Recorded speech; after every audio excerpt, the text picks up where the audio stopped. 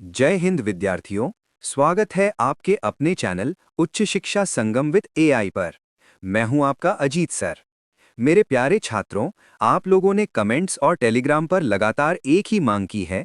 Sir, अंधा युग बहुत कठिन लग रहा है, इसके इम्पॉर्टेंट क्वेश्चंस करा दीजिए, बहुत डर लग रहा है। तो आज का ये वीडियो आपके उसी डर को हमेशा के लिए खत्म करने के लिए है।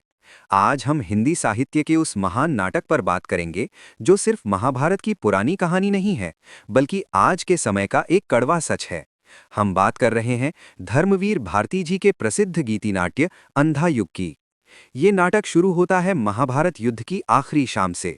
एक ऐसा युद्ध जहां कौरवों का सब कुछ खत्म हो चुका है और पांडव जीतकर भी हार महसूस कर रहे हैं। ये एक अंधा युग है जहां मर्यादा, नैतिकता और इंसानी रिश्ते सब अंधे हो चुके हैं। आज की इस क्लास में मैं आपको इस नाटक के वो सबसे महत्वपूर्ण दीर्घ और लघु उत्तरीय प्रश्न बहुत ही सरल भाषा में समझाऊंगा। मेरा मकसद आपको रटाना नहीं बल्कि समझाना है, ताकि कॉन्सेप्ट क्लियर हो जाए और आप एग्जाम में अपनी भाषा में बेहतरीन उत्तर लिख सकें। तो चलिए शुरू करते हैं अंधा युग की ये महत्वपूर्ण यात्रा। सबसे पहले हम 5 अंक वाले उन बड़े प्रश्नों को समझेंगे जिन्हें रटना मुश्किल है, समझना जरूरी है। पहला महत्वपूर्ण प्रश्न देखिए, गांधारी ने किस मनःस्थिति में कृष्ण को अभिशाप दिया? उसने जो किया, क्या वो ठीक था? अपने विचार लिखिए। उत्तर, स्टूडेंट्स, ये इस नाटक का क्लाइमैक्स सीन है। गांधारी की मनःस्थिति, जरा उस माँ की हालत सोचिए जिसके 100 बेटे युद्ध में मारे गए हों।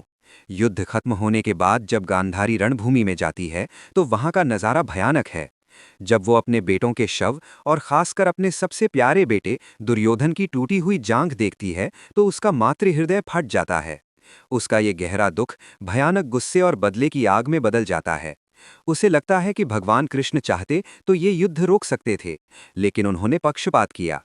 इसी चरम हताशा और पागलपन में वो मर्यादा भूल जाती है और साक्षात ईश्वर कृष्ण को शाप दे देती है। क्या ये ठीक था? विश्लेषण, अब सवाल है, क्या ये सही था? अगर एक माँ के नजरिए से देखें तो हाँ, उसका क्रोध स्वाभाविक था। पुत्र शोक से बड़ा कोई दुख नहीं होता। लेकिन अगर धर्म और न्याय के नजरिए से देखें तो ये उचित नहीं था। गांधारी ने जीवन भर अपने बेटों के अधर्म, जैसे द्रौपदी चीरहरण, पर आंखें मूंदी रखीं, और जब बुरा परिणाम आया तो सारा दोष कृष्ण पर मढ़ दिया। निष्कर्ष, हम कह सकते हैं कि गांधारी का शाप न्याय की पुकार नहीं, बल्कि एक टूटी हुई मां की चीख थी। चलिए बढ़ते हैं दूसरे सबसे गहरे प्रश्न की ओर। श्री कृष्ण ने गांधारी का अभिशाप क्यों ग्रहण कर लिया? इसका परिणाम क्या हुआ?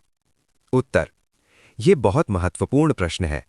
गांधारी ने गुस्से में शाप दिया कि जैसे मेरे वंश का नाश हुआ, वैसे ही तुम्हारे यादव वंश का भी आपस में लड़कर नाश होगा और तुम खुद एक साधारण जानवर की तरह मारे जाओगे। कृष्ण ने शाप क्यों लिया? सोचिए, एक ईश्वर जो ये शाप चुटकी में टाल सकते थे, उन्होंने इसे हंसते हुए स्वीकार किया। क्यों? जिम्मेदारी ली। कृष्ण जानते थे कि धर्म स्थापना के लिए हुए इस महायुद्ध के असली सूत्रधार वही थे। इसलिए जो खून बहा, उसकी नैतिक जिम्मेदारी उन्होंने अपने ऊपर ली। मां की पीड़ा का सम्मान, वे एक दुखी मां के दर्द को समझते थे। शाप स्वीकार करके उन्होंने गांधारी के मातृत्व को सम्मान दिया। कर्म का नियम, सबसे बड़ी बात, कृष्ण ने यह दिखाया कि कर्म का नियम सबके लिए बराबर है, चाहे वो ईश्वर ही क्यों ना हो। अगर कौरवों के अधर्म का नाश हुआ तो यादवों के बढ़ते घमंड का नाश होना भी तय था। परिणाम परिणाम वही हुआ जो शाप था। बाद में यादव वंशी शराब के नशे में आपस में लड़ मरे, और खुद श्री कृष्ण एक जंगल में लेते थे जब जरा नाम के एक शिकारी का तीर उन्हें लगा और उन्होंने देह त्यागी। गांधारी का शाप सच हुआ। अब आते हैं इस नाटक के सबसे जटिल और त्रासद यानी ट्रैजिक पात्र पर। अंधा युग नाटक के आधार पर अश्वत्थामा का चरित्र चित्रण कीजिए। उत्तर, छात्रों, अंधा युग का अश्वत्थामा पारंपरिक विलन नहीं है, वो प्रतीक है युद्ध से पैदा हुए अंधेपन का। उसके चरित्र की मुख्य बातें समझिए। एक आहत योद्धा। शुरू में वो एक वीर योद्धा है, लेकिन जब उसके पिता द्रोणाचार्य को युधिष्ठिर के झूठ यानी अर्धसत्य से मरवाया जाता है तो वो अंदर से टूट जाता है। धर्म और सच्चाई से उसका भरोसा उठ जाता है। प्रतिशोध की आग। पिता की मौत के बाद उसका एक ही मकसद रह जाता है, बदला। वो कहता है, अब मैं सिर्फ प्रतिशोध हूं। ये बदला उसे अंधा बना देता है। नर पशु बन जाना। बदले की ये भूख उसे जानवर यानी नर पशु बना देती है। वो युद्ध के सारे नियम तोड़कर रात में सोए हुए पांडव पुत्रों की कायरतापूर्ण हत्या करता है। ये उसकी नैतिकता का पतन है। विनाश का प्रतीक। अंत में जब वो उत्तरा के गर्भ को मारने ब्रह्मास्त्र चलाता है तो वो भविष्य को ही खत्म करने पर उतारू हो जाता है। उसे अमरता का शाप मिलता है, जो वरदान नहीं बल्कि घावों के साथ भटकते रहने का एक अनंत दंड है।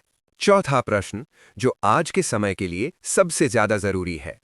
अंधा युग की प्रासंगिकता यानी रेलेवेंस पर प्रकाश डालिए। उत्तर, ये नाटक आज भी क्यों जरूरी है? ये सिर्फ पुरानी कहानी नहीं, आज का सच है। युद्ध की निरर्थकता। नाटक का सबसे बड़ा संदेश यही है कि युद्ध में कोई नहीं जीतता। जीतने वाले पांडव भी सब कुछ खोकर हार महसूस करते हैं। आज की दुनिया में भी हम देख रहे हैं कि युद्ध सिर्फ विनाश लाता है, समाधान नहीं। मूल्यों का अंधापन। नाटक का शीर्षक अंधा युग आज के समय पर सटीक बैठता है। आज भी लोग स्वार्थ, सत्ता और धर्म के नाम पर अंधे हो गए हैं। नैतिक मूल्यों का पतन जारी है। विध्वंसक हथियारों का खतरा। नाटक में अश्वत्थामा का ब्रह्मास्त्र आज के परमाणु हथियारों का प्रतीक है। ये चेतावनी है कि अगर हमने इन हथियारों पर काबू नहीं पाया तो इंसानियत खत्म हो जाएगी। आम आदमी की पीड़ा। नाटक के प्रहरी और याचक जैसे पात्र आज के उस आम आदमी का चेहरा है जो बड़े नेताओं के फैसलों का शिकार बनता है। और अब दीर्घ उत्तरीय खंड का आखिरी महत्वपूर्ण प्रश्न, युयुत्सु कौन था? धर्म का साथ देने पर भी उसकी अवस्था इतनी दयनीय क्यों हुई? उत्तर, युयुत्सु धृतराष्ट्र का बेटा यानी कौरव था, लेकिन स्वभाव से धार्मिक था। जब युद्ध शुरू हुआ तो उसने अपने परिवार को छोड़कर सच्चाई और धर्म का साथ चुना, यानी पांडवों का साथ। उसकी हालत दयनीय क्यों हुई? उसने सही रास्ता चुना लेकिन उसे शांति नहीं मिली। यही उसकी ट्रेजेडी है। अपनों का तिरस्कार। कौरवों के लिए वो गद्दार था। उसकी अपनी मां गांधारी ने उसे धिक्कारा, जो उसके लिए असहनीय था। परायों का अधूरापन। पांडवों के खेमे में भी उसे पूरी तरह अपनाया नहीं गया। भीम जैसे योद्धा उसे अक्सर ताने मारते थे। आत्मग्लानि और अकेलापन। युद्ध के बाद जब उसने अपने ही भाइयों की लाशें देखीं तो वो गहरे डिप्रेशन में चला गया। वो सच के साथ खड़ा होकर भी बिल्कुल अकेला रह गया। युयुत्सु उस ईमानदार आदमी का प्रतीक है जो सच के लिए खड़ा तो होता है लेकिन दोनों पक्षों की नफरत का शिकार होकर टूट जाता है। इसीलिए अंत में वो आत्महत्या कर लेता है। तो विद्यार्थियों, ये थे 5 गेम चेंजर लॉन्ग क्वेश्चंस। अब हम देखेंगे 3 अंक वाले बहुत महत्वपूर्ण प्रश्न जो अक्सर सप्रसंग व्याख्या में पूछे जाते हैं। इनका भाव समझना बहुत जरूरी है, इसीलिए ध्यान से सुनिए। पहला, मैं उस पहिए की तरह हूं जो पूरे युद्ध के दौरान रथ में लगा था, पर जिसे अब लगता है कि वो गलत धुरी में लगा था। ये नाटक के एक आम पात्र जैसे संजय या प्रहरी का दर्द है। वो कहता है कि मैंने रथ के पहिए की तरह इस युद्ध में अपना पूरा योगदान दिया, लेकिन अब विनाश और अधर्म को देखकर उसे लगता है कि वो जिस धुरी यानी जिस पक्ष या उद्देश्य से जुड़ा था वही गलत थी। ये युद्ध के बाद का मोहभंग यानी डिसल्यूजनमेंट है। दूसरा, नगरवासी किसे मायावी राक्षस समझ लेते हैं और क्यों? उत्तर, अश्वत्थामा को। क्योंकि कौरवों की हार हो चुकी थी, अश्वत्थामा दुख और गुस्से में पागल हो गया था। अंधेरी रात में अस्त व्यस्त कपड़ों में एक टूटे रथ का पहिया हाथ में लिए जब वो पागलों की तरह भाग रहा था तो डरे हुए नगरवासियों ने उसे कोई मायावी राक्षस समझ लिया। तीसरा, प्रभु हो पर मारे जाओगे पशुओं की तरह। संदर्भ, ये गांधारी का शाप है। युद्ध के बाद अपने 100 पुत्रों के शव देखकर गांधारी का दुख और गुस्सा इतना बढ़ जाता है कि वो मर्यादा भूल जाती है। इसी आक्रोश में वो साक्षात ईश्वर श्रीकृष्ण को शाप देती है कि भले ही तुम प्रभु हो लेकिन तुम्हारा अंत भी एक साधारण पशु की तरह होगा। चौथा, यदि ये लक्ष्य सिद्ध हुआ ओ नर पशु तो आगे आने वाली सदियों तक पृथ्वी पर रसमयी वनस्पति नहीं होगी। समझिए, यहां महर्षि व्यास अश्वत्थामा को नर पशु, जानवर जैसा इंसान कह रहे हैं। लक्ष्य है ब्रह्मास्त्र जो उसने उत्तरा के गर्भ पर चलाया था। व्यास जी चेतावनी दे रहे हैं कि अगर ये अस्त्र लगा तो ये सिर्फ एक बच्चे को नहीं बल्कि भविष्य को मार देगा। पृथ्वी बंजर हो जाएगी, जीवन खत्म हो जाएगा। ये आज के परमाणु खतरे का संकेत है। पांचवां, परकर अधर्मवध द्वार उन्होंने स्वतः मृत्यु के खोले। भाव, अधर्मवध मतलब भीम द्वारा दुर्योधन को नियमों के खिलाफ जाकर गदा मारना। कवि कह रहे हैं कि जब धर्म के पक्षधर पांडवों ने खुद ही अधर्म का सहारा लिया तो उन्होंने नैतिकता की आखिरी दीवार तोड़ दी।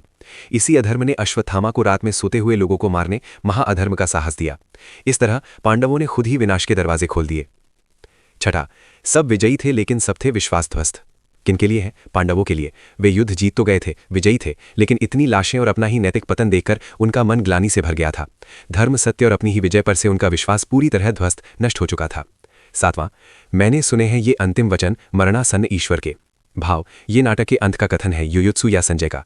वक्ता कहता है कि मैंने मरते हुए ईश्वर श्री कृष्ण के अंतिम वचन सुने हैं जब एक शिकारी ने उन्हें तीर मारा।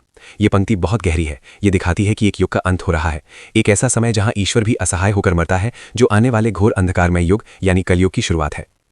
तो मेरे प्यारे विद्यार्थियों, ये थे अंधा युग के वो सभी महत्वपूर्ण प्रश्न जो आपके एग्जाम के लिए बहुत जरूरी हैं। मैंने कोशिश की है कि आपको हर एक प्रश्न का सार और उसका कॉन्सेप्ट अच्छे से समझ में आ जाए। अब आप सोच रहे होंगे कि सर, एग्जाम में लिखने के लिए हमें पूरे और सटीक उत्तर चाहिए, तो घबराने की बिल्कुल जरूरत नहीं है। इन सारे प्रश्नों के पूरे, सटीक और बेहतरीन उत्तरों की पीडीएफ फाइल मैंने तैयार कर ली है। ये पीडीएफ आपको मेरे टेलीग्राम चैनल उच्च शिक्षा संगम विद एआई पर बिल्कुल फ्री में मिल जाएगी। टेलीग्राम चैनल का लिंक इसी वीडियो के नीचे डिस्क्रिप्शन बॉक्स में दिया गया है। अभी जाइए, चैनल ज्वाइन कीजिए और पीडीएफ डाउनलोड करके इन उत्तरों को पक्का कर लीजिए।